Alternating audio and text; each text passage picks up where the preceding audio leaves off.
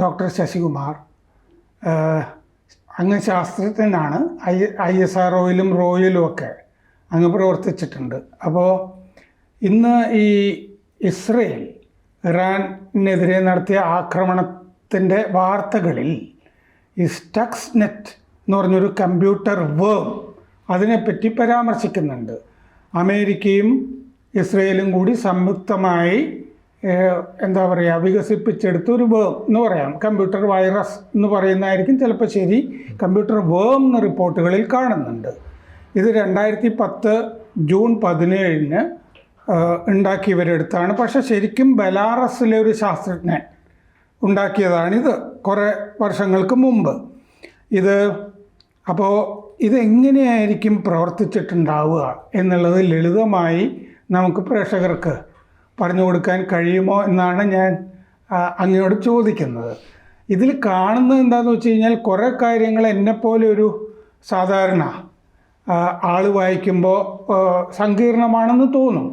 ഇപ്പോൾ ഇവർ ഇതിൻ്റെ അകത്ത് പറയുന്നത് സ്കാഡ സിസ്റ്റത്തിനെ ആക്രമിക്കുക എന്ന് വെച്ച് കഴിഞ്ഞാൽ ഇത് ഡാറ്റ അക്വിസിഷൻ അതിനെയൊക്കെ ആക്രമിച്ച് ശരിപ്പെടുത്തുക എന്നുള്ളതാണ് ഉദ്ദേശിക്കുന്നത്. പിന്നെ 2 രാജ്യങ്ങളും ഒരു സൈബർ വെപ്പൺ എന്നുള്ള നിലയ്ക്ക് ഓപ്പറേഷൻ ഒളിമ്പിക് ഗെയിംസ് എന്ന് പേരിട്ടിട്ട് ഒരു ഓപ്പറേഷൻ വഴി ഇതിന് വേണ്ടി പ്രവർത്തിക്കുകയായിരുന്നു. അങ്ങനെയാണ് ബുഷിൻ്റെ കാലത്താണ് ഇത് തുടങ്ങിയത്. ഒബാമയുടെ ഭരണത്തിൻ്റെ ആദ്യ മാസങ്ങളിൽ ഇതിൻ്റെ ഈ കമ്പ്യൂട്ടർ വേമിൻ്റെ വികാസം പൂർത്തിയായി.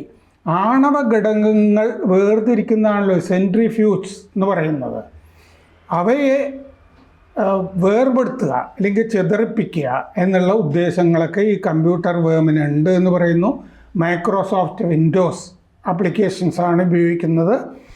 സെൻട്രിഫ്യൂസ് സ്വയം ചിതറിപ്പോകുമെന്ന് പറയുന്നു. എന്ന് പറഞ്ഞാൽ ബ്രേക്ക് ചെയ്തു പോവും എന്ന് പറയുന്നു. അപ്പോൾ ഈ ഇറാൻ്റെ ഈ സെൻട്രിഫ്യൂസ് ഉണ്ടല്ലോ, ഈ യുറേനിയത്തിനെ സമ്പുഷ്ടീകരിക്കുന്ന ആ സംവിധാനങ്ങളെയൊക്കെ ബാധിക്കുന്ന വിധത്തിലുള്ളൊരു കമ്പ്യൂട്ടർ വേമാണെന്ന് വായിച്ചിടത്തോളം തോന്നുന്നു. 2 ലക്ഷത്തോളം കമ്പ്യൂട്ടറുകളെയൊക്കെ ഇത് അവിടെ ബാധിച്ചിട്ടുണ്ട്. 1000 മെഷീനുകൾ ഡീഗ്രേഡ് ചെയ്യപ്പെട്ടിട്ടുണ്ട് ഇറാനിൽ എന്ന് പറഞ്ഞിട്ടുണ്ട്. 3 മൊഡ്യൂളായിട്ടാണ് ഇത് പ്രവർത്തിക്കുന്നത്. 1 വേം, അത് പേലോഡ്, 2 ലിങ്ക് ഫയല്, 3 USB സംവിധാനങ്ങളും ഒക്കെയാണ്. അപ്പോൾ ബെലാറസിൽ ഇത് വൈറസ് ബ്ലോക്ക് അഡാർ എന്ന് പറഞ്ഞൊരു കമ്പനിയിൽ സെർജി ഒലാസൻ എന്ന് പറഞ്ഞൊരു ശാസ്ത്രജ്ഞനാണ് വികസിപ്പിച്ചെടുത്തത്. ഇതൊക്കെയാണ് ഇതിനെപ്പറ്റി നമുക്ക് പ്രാഥമികമായിട്ട് പറയുന്നത്. ശരിക്കും ഞാൻ മുമ്പും വായിച്ചിട്ടുണ്ട്, ഇറാൻ തന്നെ ഈ ഇസ്രയേലിൽ പല സൈബർ അറ്റാക്കുകളും നടത്തിയതായിട്ട്. പ്രത്യേകിച്ച് ഈ സാമ്പത്തികമായ ഡാറ്റയൊക്കെ നശിപ്പിക്കാനും ഒക്കെ മുമ്പും ചെയ്യുന്നതായിട്ടും അതിനുവേണ്ടി ഇവർ വേറെ സോഫ്റ്റ്വെയറുകൾ കണ്ടെത്തുന്നതൊക്കെ ആയിട്ട് വായിച്ചിട്ടുണ്ട്. തിരിച്ചും ഈ ഹമാസ്, ഹിസ്ബുല്ല തുടങ്ങിയ തീവ്രവാദി സംഘടനകൾക്ക് വിദേശത്തുനിന്ന് പണം കിട്ടുന്ന സംവിധാനങ്ങളിലൊക്കെ കയറി ഇസ്രയേൽ പണി നടത്തുന്നതൊക്കെ ഒക്കെ വായിച്ചിട്ടുണ്ട്. പക്ഷേ ഈ യുദ്ധത്തിൻ്റെ സാഹചര്യത്തിൽ ഈ സ്റ്റക്സ്നെറ്റ് അതിൻ്റെ പ്രാധാന്യം എന്താണ്? ഈ ഏത് പ്രോസസ്സിങ്ങും ഇപ്പം മിക്കവാറും എല്ലാ സംഭവങ്ങളും ലോകത്ത് പ്രോസസ്സ് ചെയ്യുന്നത് കമ്പ്യൂട്ടേഴ്സാണ്. അതിൽ ഹ്യൂമൻ ഇൻ്റർവെൻഷൻ എന്ന് പറയുന്നത് വളരെ കുറവാണ്. ഇപ്പം നമ്മളൊരു മിസൈൽ അയക്കുന്നു എന്ന് പറയുന്നാൽ ആ മിസൈൽ ഐഡൻറ്റിഫൈ ചെയ്യുന്നൊരു ടാർഗറ്റിലേക്ക് പോയിട്ട് കറക്റ്റായിട്ട് പതിയണം. അതിന് GPS സിസ്റ്റമായിട്ട് കണ്ടുപിടിച്ച് നമ്മളിപ്പോൾ വണ്ടിയിലൊക്കെ പോകുന്ന സമയത്ത് ഇന്നടത്തേക്ക് പോകുന്നു, അത് പാത്ത് പറഞ്ഞു തരുന്നു. ഇത് പ്രീസെറ്റായിട്ടുള്ള സംഭവങ്ങളിൽ കൃത്യമായിട്ട് നമ്മളൊരു സ്ഥലത്ത് പോകുന്നു. പക്ഷെ നമ്മൾ ഒരു പറന്നു പോകുന്ന വിമാനത്തിനെ നമ്മൾ അവിടെ പോയിട്ട് എടുക്കണമെങ്കിൽ പ്രീസെറ്റായിട്ട് പറ്റില്ലല്ലോ. അപ്പോൾ അത് ക്യാപ്ചർ ചെയ്യുന്നൊരു പടം എടുത്തിട്ട് അതിനെ ഫോളോ ചെയ്യാൻ പറ്റും. അത്തരം പ്രോസസ്സിങ്, ഡാറ്റ ക്യാപ്ചർ നടക്കും. അത് ഓൺലൈനായിട്ട് പ്രോസസ്സ് ചെയ്യണം. ആ പ്രോസസ്സ് ചെയ്തിട്ട് അത് ഏത് സ്പീഡിലാണ് പോകണമെന്ന് കണ്ടുപിടിച്ചിട്ട്, അപ്പോൾ നമ്മൾ പോലീസുകാർ പിടിക്കുന്നത് ഒരു സ്ഥലത്ത് നിന്ന് പിക്ചറെടുത്തു മറ്റേ സ്ഥലത്ത് നിർത്തു, അവ തമ്മിലുള്ള ഡിസ്റ്റൻസ് കണ്ട ഇവൻ്റെ സ്പീഡ് 80 കിലോമീറ്ററിൽ അധികമാണ്, അപ്പോഴാണ് ഫൈൻ വരുന്നത്. അതുപോലെ ഈ പറന്നു പോകുന്ന വിമാനങ്ങളെ അങ്ങനെ പിടിക്കാൻ ഇതൊക്കെ ഡാറ്റ പ്രോസസ്സിംഗ് ആണ്. അപ്പോൾ ആദ്യം ചെയ്യേണ്ടത് ഡാറ്റ ക്യാപ്ചർ ചെയ്യണം. ആ ക്യാപ്ചർ ചെയ്യുന്ന സാധനത്തിനെ ഈ പോകുന്ന മിസൈലിനകത്ത് അതിൻ്റെ ഡയറക്ഷൻ നമ്മൾ സെറ്റ് ചെയ്യുന്നത് ഇത് ഉപയോഗിച്ചിട്ടാണ്. ഇത് സ്പെസിഫിക് ആയിട്ടുള്ള ഒരു വൈറസ് എന്ന് പറയുന്നത് ന്യൂക്ലിയർ എൻറിച്ച്മെൻറ്റ് പ്ലാന്റ്സ് ഉണ്ട്. അതെ, ആ എൻറിച്ച്മെൻറ്റ് പ്ലാന്റിൽ യുറേനിയം എൻറിച്ച്മെൻറ്റ് പ്ലാന്റാണ് ഇതിന് ഏറ്റവും കൂടുതൽ പവർഫുള്ളായിട്ട് നമുക്ക് ഉപയോഗിക്കാവുന്ന ഒരു സാധനം. എല്ലാ കെമിക്കൽ റിയാക്ഷൻസിനും കറക്റ്റായിട്ട് മെഷർമെൻറ്റ്സ് വെച്ചിട്ട് അതിന് ആവശ്യമുള്ള ക്വാണ്ടിറ്റീസ് കൂട്ടി അതിനെ എൻറിച്ച്മെൻറ്റ് നടക്കുന്ന ഒരു പ്രോസസ്സാണ്. ആ കെമിക്കൽ പ്രോസസ്സിനെ കൺട്രോൾ ചെയ്യുന്നതും ഒക്കെ കമ്പ്യൂട്ടർ സിസ്റ്റംസാണ്. ആ കമ്പ്യൂട്ടർ സിസ്റ്റംസിൽ നമ്മൾ കുറച്ചൊരു അലങ്കോലപ്പെടുത്തിയാൽ എന്ത് പറ്റും? മെഷർമെൻറ്റ്സിൽ തെറ്റ് പറ്റും, അതിൽ നടക്കുന്ന പ്രോസസ്സ് തെറ്റ് പറ്റും.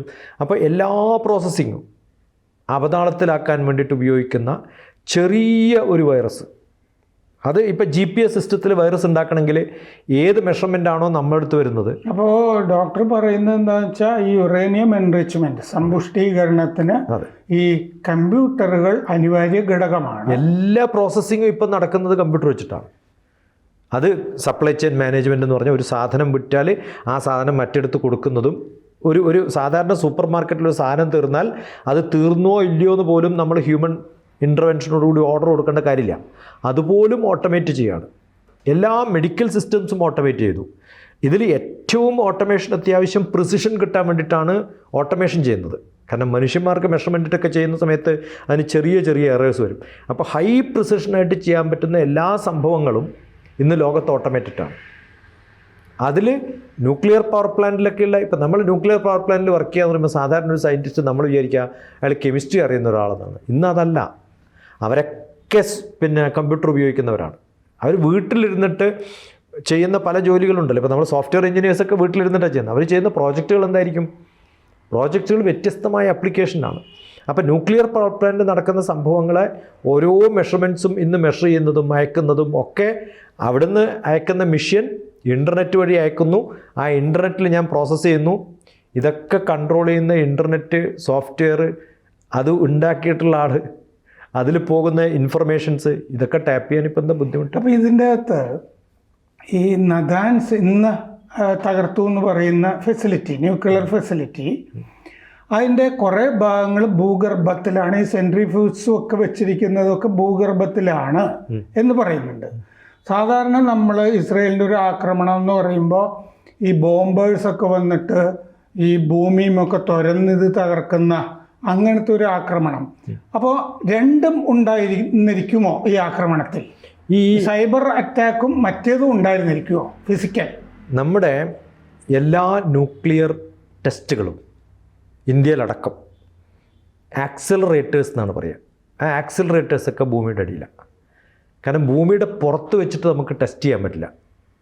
അത് ഭൂമിയുടെ അടിയിൽ, ആ ഭൂമിയുടെ അടിയിൽ ടെസ്റ്റ് നടത്തുമ്പോൾ അതിനുണ്ടാകുന്ന വൈബ്രേഷൻസ്, നമ്മൾ എർത്ത് ക്വേക്ക് ഉണ്ടാകുന്ന വൈബ്രേഷൻസ് ഉണ്ടല്ലോ, ആ വൈബ്രേഷൻസ് ഇപ്പോൾ ഇവിടെയാണ് ഞാൻ വലിയ തുരങ്കത്തിൽ എക്സ്പെരിമെൻ്റ് നടത്തുന്നത്.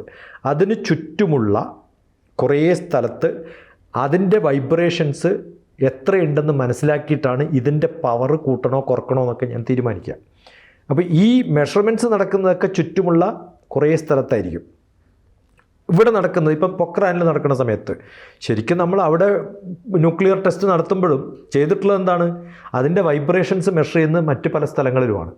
ആ വൈബ്രേഷൻസ് നോക്കിയിട്ടാണ് ഇതിൻ്റെ ക്വാണ്ടിറ്റി, ഇളക്കം എത്രയുണ്ട്, അതിന് റിച്ചർ സ്കെയിലിൽ ഇത്രയാണ് ഭൂമി കുലുക്കെന്ന് മെഷർ ചെയ്യുന്ന പോലെ ഇതിനെത്ര ഇമ്പാക്റ്റ് ഉണ്ടാക്കാൻ പറ്റും. അല്ലാണ്ട് അവിടെ പോയിട്ട് ആർക്കും മെഷർ ചെയ്യാൻ പറ്റില്ലല്ലോ, പൊട്ടിത്തെറിക്കില്ലേ. അപ്പോൾ ഇത് വൈബ്രേഷൻസ് ഇങ്ങനെ ചെയ്തിട്ട് ഒരു 3 സ്ഥലത്ത് മെഷർ ചെയ്താൽ ചെയ്യാൻ പറ്റുന്നൊരു മെത്തഡിനാണ് ട്രയാങ്കുലേഷൻ എന്ന് പറയാം. ആ ട്രയാങ്കുലേഷൻ കണ്ടാൽ 3 പോയിൻറ്റ്സ് കിട്ടിയാൽ ഇന്ന സ്ഥലത്ത് ഇന്ന പവറുള്ള ഒരു ആക്സിലറേറ്ററിൽ ഇന്ന് നടത്തിയിട്ടുണ്ടെന്ന് നമുക്ക് സാധിക്കും. അപ്പോൾ ഓരോ രാജ്യങ്ങളും ചെയ്യുന്നത് ഇത്തരം എക്സ്പെരിമെൻറ്റ്സ് ആണ്. പക്ഷേ ഇതിൻ്റെ മെഷർമെൻറ്റ്സും ഇതുമൊക്കെ പല സ്ഥലത്തല്ലേ, അതിനെയൊക്കെ എനിക്ക് മിസ്ഗൈഡ് ചെയ്യാലോ. അതെ, അത് നമ്മൾ ഈ കമ്പ്യൂട്ടർ വേമിൻ്റെ കാര്യത്തിൽ. പക്ഷെ മറ്റേ ആക്രമണം ഉണ്ടല്ലോ, ബോംബറുകൾ കൊണ്ടും ബോംബിടുക, അതും കൂടി ഈ തകർക്കാനായിട്ട് ആവശ്യമല്ലേ? അപ്പം ഞാൻ പറയുന്നത് ഈ 3 സ്ഥലത്ത് കൃത്യമായിട്ട് ഞാൻ ചെയ്യുമ്പോൾ ഇതെവിടെയാണെന്ന് എനിക്ക് കൃത്യമായിട്ട് കണ്ടുപിടിക്കാമല്ലോ.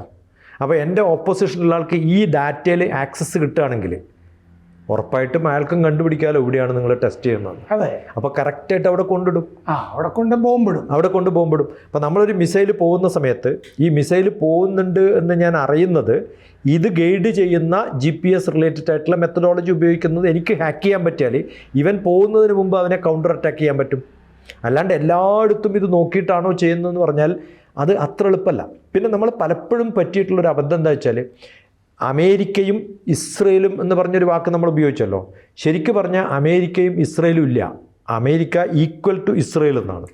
കാരണം ഇത് രണ്ടാളും ജൂതന്മാർ നടക്കുന്ന ഒരേ കച്ചവടമാണ്. അത് ശരിയാണ്.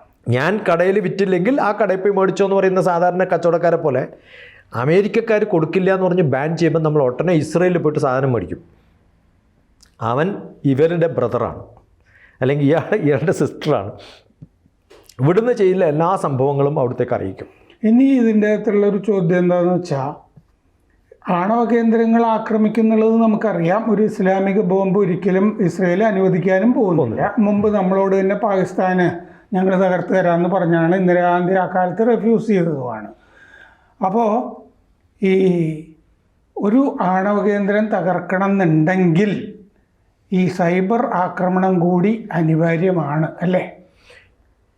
എല്ലാ ലോകത്തിലെ യുദ്ധത്തിലെയും നാളെയുള്ള എല്ലാ സംഭവങ്ങളും, ഇപ്പം നമ്മളിപ്പോൾ ഏത് ഫൈറ്റർ ജെറ്റ് എടുത്താലും അതിനെ ഗൈഡ് ചെയ്യുന്ന കംപ്ലീറ്റ് സോഫ്റ്റ്വെയർസും ആണ്, അല്ലാതെ മനുഷ്യന്മാരല്ല. എല്ലാം നടക്കുന്നത് കമ്പ്യൂട്ടർ വെച്ചിട്ട്, സൈബർ വെച്ചിട്ട്, ഇൻ്റർനെറ്റ് വെച്ചിട്ട് ഉള്ള സംഭവങ്ങളായിരിക്കും. ഇതിൽ ഓരോ രാജ്യങ്ങൾക്കും അവരുടേതായ പങ്കും അവർ തമ്മിലുള്ളൊരു മത്സരവും ഒഴിവാക്കാൻ പറ്റാത്തതാണ്. എനിക്ക് തോന്നുന്നു അടുത്ത കാലത്ത് ഉണ്ടായിട്ടുള്ള വലിയൊരു ഡെവലപ്മെൻറ്റ് എന്ന് പറഞ്ഞാൽ I2U2 എന്ന് പറയുന്ന ഒരു റിലേഷൻഷിപ്പ് ഉണ്ടല്ലോ, Israel, India, United States, UAE. ഇത് നന്നായിട്ട് പോവുകയാണെങ്കിൽ ചിലപ്പം കുറേയൊക്കെ സമാധാനം റോൾ ഉണ്ടാക്കാൻ ഇന്ത്യയും ഇസ്രയേലും യുണൈറ്റഡ് സ്റ്റേറ്റ്സും UAEയും കൂടി ചേർന്നാൽ, ഇത് ശരിക്കും പറഞ്ഞാൽ ക്രിസ്ത്യനും മുസ്ലിമും ഹിന്ദുവും കൂടി ചേർന്ന അവസ്ഥയിലേക്കാണ് പോകുന്നത്. ഇത്തരം ഒരു ഇക്വേഷൻ കൃത്യമായിട്ട് നമുക്ക് ഇടപെടാൻ പറ്റിയില്ലെങ്കിൽ നാളെ സൈബർ സ്പേസ് കൊണ്ട് ആ സൈബർ സ്പേസിൽ നടക്കുന്ന യുദ്ധം നമ്മുടെ ഗ്രൗണ്ട് സ്പേസിൽ ഉണ്ടാക്കുന്ന ഇമ്പാക്റ്റ് വളരെ ഹാംഫുൾ ആയിരിക്കും. അത് പ്രത്യേകിച്ചും ആണവ കേന്ദ്രങ്ങളുമായിട്ട് ബന്ധപ്പെട്ടിട്ടുള്ളാവുന്ന സമയത്ത് ഏത് രാജ്യമാണോ ഇതിന് ഉൽപ്പാദനത്തിനോ എക്സ്പെരിമെൻറ്റിനോ എന്തെങ്കിലുമൊക്കെ എവിടെയെങ്കിലുമൊക്കെ ചെയ്യുന്നത്, അവരുടെ എല്ലാ ഇൻഫർമേഷൻസും ബാക്കി രാജ്യങ്ങൾ കറക്റ്റായിട്ട് കളക്ട് ചെയ്യുകയും അതിനെ ആവശ്യത്തിന് ഉപയോഗിക്കുകയും ചെയ്യാൻ സാധ്യതയുണ്ട്. ഇത് ഇന്നൊന്നുമല്ല, സദാം ഹുസൈൻ്റെ കാലത്ത് സദാം ഹുസൈൻ ചെയ്യുന്ന ഓരോ സംഭവങ്ങളും കംപ്ലീറ്റ് ആയിട്ട് അമേരിക്കക്ക് പിടിക്കാൻ സാധിച്ചത് അവർ മാപ്പിങ്ങിന് ഉപയോഗിച്ച, ഡാറ്റ കളക്ഷൻ ഉപയോഗിച്ച കംപ്ലീറ്റ് സോഫ്റ്റ്വെയർസ് അമേരിക്കൻ സോഫ്റ്റ്വെയർ ആയിരുന്നു. അതുകൊണ്ട് ഇവിടെ ഓരോ സാധനവും ഞാൻ മാപ്പ് ചെയ്തിട്ട് ഇവിടുത്തേക്ക് ഇത്ര ഡിസ്റ്റൻസ് എന്ന് പറയുമ്പോഴത്തേക്കും നമ്മളിന്ന് ഉപയോഗിക്കുന്ന GPS ഉപയോഗിക്കുന്ന എല്ലാ ഡാറ്റയും കൃത്യമായിട്ട് സ്റ്റോർ ചെയ്യുന്നുണ്ട്. ആ സ്റ്റോർ ചെയ്യുന്നത് കൊണ്ടാണ് നമ്മൾ ഇവിടുന്ന് പുറപ്പെടുന്ന സമയത്ത് ട്രാഫിക് ജാം ഉണ്ടെന്ന് അറിയിക്കുന്നത്. കാരണം എത്ര വണ്ടികൾ പോകുന്നുണ്ടെന്നുള്ള സ്റ്റാറ്റിസ്റ്റിക്സ് കംപ്ലീറ്റ് ഉപയോഗിച്ചിട്ടല്ലേ ചെയ്യുന്നത്. അപ്പോൾ ഇത് എല്ലാം കളക്ട് ചെയ്തിട്ട് ഡാറ്റ ആണ് ഇന്നത്തെ ഏറ്റവും വലിയ ക്യാപിറ്റൽ എന്ന് പറയുന്നത്. ആ ഡാറ്റ ഒരു രാജ്യം സൂക്ഷിച്ച് മറ്റൊരു രാജ്യത്തിന് വിൽക്കുന്നു, അല്ലെങ്കിൽ ഒരു കമ്പനി വേറൊരു രാജ്യത്തിന് വിറ്റ് കൊടുത്താൽ അവർക്ക് കിട്ടാവുന്ന സോഴ്സ് എന്ന് പറയുന്നത് വളരെ വലുതാണ്. അത് എക്കണോമിക്കലായാലും ന്യൂക്ലിയർ ആയാലും വെപ്പണറി ആയാലും ഹ്യൂമൻ റിസോഴ്സ് എഫക്റ്റ് ആയാലും ഇവിടുത്തെ റിസോഴ്സുകളുടെ എല്ലാ സംഭവങ്ങളും തീരുമാനിക്കുന്നത് ഈ ഡാറ്റയാണ്. ആ ഡാറ്റയാവും സൈബർ സ്പേസിലെ വെപ്പൺസ് എന്ന് പറയുന്നത്. കൂടുതൽ വാർത്തകളും വിശേഷങ്ങളും നിങ്ങളിലേക്ക് എത്താൻ ABC മലയാളം സബ്സ്ക്രൈബ് ചെയ്യുക, ബെൽ ബട്ടണും അമർത്തുക.